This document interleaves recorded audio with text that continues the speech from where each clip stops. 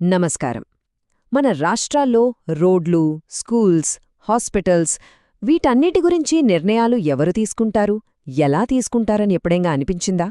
అసలు మన రాష్ట్రాలకు చట్టాలు ఎలా తయారవుతాయి? ఈరోజు దాని వెనకున్న కథేంటో చూద్దాం. అదే మన శాసనసభల లోపలి కథ. అవును, అసలు పాయింట్ అదే. మన ఇండియన్ స్టేట్స్ వాటికవే సొంతంగా చట్టాలెలా చేసుకుంటాయి? ఆ ప్రాసెస్ ఏంటి? దాని వెనకున్న సిస్టమ్ ఏంటి?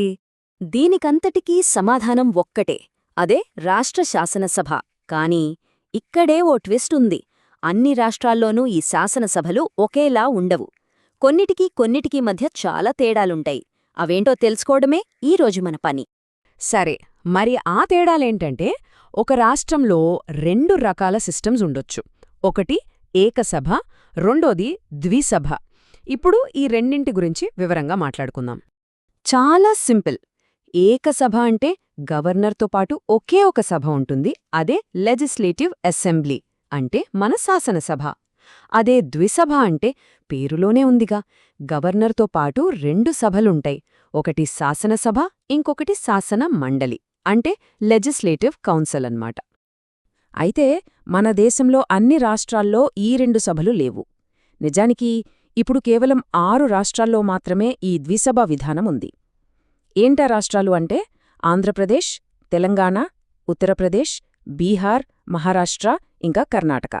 అంటే మెజారిటీ రాష్ట్రాల్లో ఒకే సభ, అదే శాసనసభ మాత్రమే ఉంది. ఇక్కడో ఆసక్తికరమైన విషయమేంటంటే, ఈ సిస్టమ్ పర్మనెంట్ కాదు. మన రాజ్యాంగంలో ఆర్టికల్ 169 ఏం చెప్తోందంటే, ఒక రాష్ట్ర శాసనసభ స్పెషల్ మెజారిటీతో ఒక తీర్మానం పాస్ చేస్తే ఆ రాష్ట్రంలో శాసనమండలిని ఏర్పాటు చెయ్యమని లేదా ఉన్నదాన్ని రద్దు చెయ్యమని పార్లమెంటును కోరవచ్చు. తర్వాత పార్లమెంటు దాన్ని ఆమోదిస్తుంది. అంటే ఇది రాష్ట్రాల చేతుల్లోనే ఉందన్నమాట. సరే, ఈ 2 సభలు, శాసనసభ, శాసనమండలి, వీటికి మధ్య తేడాలేంటో ఇప్పుడు ఒకసారి క్లియర్గా చూద్దాం. ముందుగా శాసనసభ.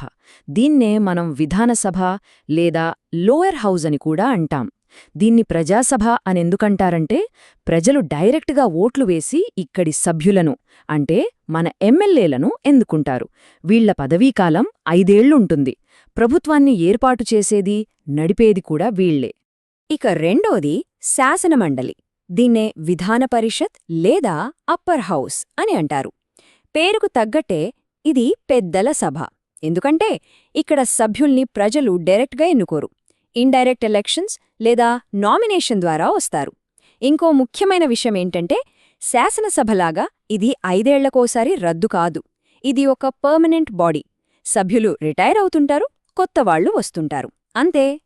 మరి మండలిలోకి సభ్యులు ఎలా వస్తారంటే, దాని కంపోజిషన్ చాలా ఇంట్రెస్టింగ్గా ఉంటుంది. చూడండి, 3/1 మందిని ఎమ్మెల్యేలు ఎన్నుకుంటారు. ఇంకో 3/1 మందిని స్థానిక సంస్థల వాళ్లు, అంటే మున్సిపాలిటీలు, జిల్లా పరిషత్ల నుంచి ఎన్నుకుంటారు. మరికొందరిని గ్రాడ్యుయేట్లు, మరికొందరిని టీచర్లు ఎన్నుకుంటారు. ఇక మిగిలిన వాళ్లని కళలు, సాహిత్యం, సైన్స్ లాంటి ఫీల్డ్స్లో అనుభవమున్నవాళ్లని గవర్నర్ నామినేట్ చేస్తారు.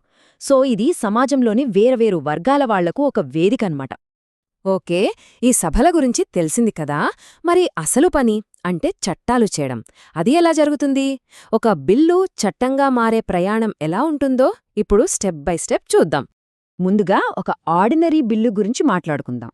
ఫస్ట్ శాసనసభలో ఆ బిల్లు పాస్ అవుతుంది. తర్వాత దాన్ని మండలికి పంపుతారు. ఇప్పుడు మండలి ఏం చేయగలదు?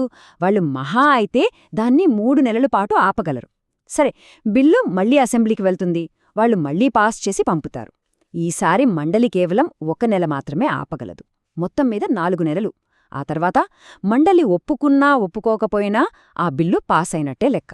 అంటే మండలి ఒక బిల్లును ఆపలేదు, కేవలం ఆలస్యం చేయగలదో అంతే. కాని అనే ఒక మనీ బిల్, అంటే డబ్బుకు సంబంధించిన బిల్ అయితే మాత్రం కథ మొత్తం వేరేలా ఉంటుంది. ఒకటి, మనీ బిల్లులను కేవలం శాసనసభలో మాత్రమే ప్రవేశపెట్టగలరు. 2, అది పాస్ అయి మండలికి వెళ్ళాక మండలి దగ్గర కేవలం 14 రోజులు మాత్రమే టైముంటుంది. ఆ 14 రోజుల్లో వాళ్లు దాన్ని వాపస్ పంపాలి. పంపినా పంపకపోయినా, ఏవైనా మార్పులు సూచించినా శాసనసభ వాటిని పట్టించుకోవాల్సిన అవసరం లేదు. బిల్లు పాసైనట్టే. సో డబ్బు విషయంలో శాసనసభదే ఫైనల్ వర్డ్. ఈ ప్రాసెస్లన్నీ చూస్తుంటే మనకు ఏమర్థమవుతోంది? ఇది ఒక అసమాన అధికారాల కథ. అంటే పవర్ బ్యాలెన్స్ సరిగ్గా లేదు. నిజమైన అధికారం ఎవరి చేతుల్లో ఉందో ఇప్పుడు ఇంకా క్లియర్గా చూద్దాం. ఇక్కడ చూస్తే మనకు తేడా కొట్టొచ్చినట్టు కనిపిస్తుంది. మనీ బిల్లులు ప్రవేశపెట్టడం కేవలం శాసనసభకే ఆ పవర్ ఉంది. బడ్జెట్లోని గ్రాంట్లపై ఓటింగ్ అది శాసనసభ మాత్రమే చేయగలదు. ఇంకా ముఖ్యంగా ఒక ప్రభుత్వాన్ని కూల్చగలిగే అవిశ్వాస తీర్మానం అది కూడా శాసనసభల్లోనే సాధ్యం. ఈ కీలకమైన విషయాల్లో మండలికి ఎలాంటి పవర్ లేదు, జీరో. సో బాటం లైన్ ఏంటంటే, ఒక మాటలో చెప్పాలంటే మండలి అనేది కేంద్రంలోని రాజ్యసభ లాంటి పవర్ఫుల్ రివ్యూ బాడీ కూడా కాదు. అది కేవలం ఒక సలహా ఇచ్చే సంస్థ లేదా కాస్త ఆలస్యం చేసే సభ మాత్రమే. ఈ ఒక్క వాక్యం మండలి అసలు స్థానమేంటో చెప్పేస్తుంది.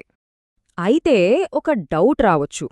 కేంద్రంలో రాజ్యసభకు చాలా పవర్స్ ఉంటాయి కదా, మరి రాష్ట్రాల్లోని మండలి ఎందుకింత వీక్గా ఉంది? దానికి కొన్ని కారణాలున్నాయి. ఒకటి, రాజ్యసభ రాష్ట్రాలకు ప్రతినిధిగా పనిచేస్తుంది. కానీ మండలి అలా కాదు, అది వేర్వేరు వర్గాలకు ప్రాతినిధ్యం వహిస్తుంది. 2, మండలి ఉండాలా వద్దా అనేది కూడా శాసనసభ చేతుల్లోనే ఉంది. అన్నిటికన్నా ముఖ్యంగా డెమోక్రసీలో ప్రజలు నేరుగా ఎన్నుకున్న సభకే ఎక్కువ పవర్స్ ఉండాలి. అదే అసలైన సూత్రం. ఇవన్నీ మనల్ని ఒక పెద్ద డిబేట్ దగ్గరికి తీసుకొస్తాయి. అసలు ఈ శాసనమండలి అనేది నిజంగా అవసరమా? చట్టాలు చేసేటప్పుడు ఒక చెక్ అండ్ బ్యాలెన్స్లా పనిచేస్తుందా? లేకపోతే ఇదంతా అనవసరమైన ఖరీదైన వ్యవహారమా? ఈ చర్చ ఇప్పటికీ జరుగుతూనే ఉంది. మండలి ఉండాలి అనేవాళ్ల వాదన ఏంటంటే, శాసనసభ కొన్నిసార్లు తొందరపడి చట్టాలు చేయకుండా ఇది అడ్డుకుంటుంది. అంతేకాదు, ఎలక్షన్లలో పోటీ చేయలేని మేధావులు, నిపుణులు చట్టసభల్లోకి రావడానికి ఇదొక మంచి మార్గం అని అంటారు. కాని వద్దు అనేవాళ్లు కూడా ఉన్నారు. వాళ్లేమంటారంటే, ఇది ప్రభుత్వ ఖజానాపై అనవసరమైన భారం, మంచి చట్టాలను కూడా ఆలస్యం చేస్తుంది. అన్నిటికంటే ముఖ్యంగా ఎలక్షన్లలో ఓడిపోయిన నాయకులకు ఇదొక బ్యాక్ డోర్ ఎంట్రీలా మారిపోయింది అని విమర్శిస్తారు. సో చివరిగా ఒక ప్రశ్నతో ముగిద్దాం.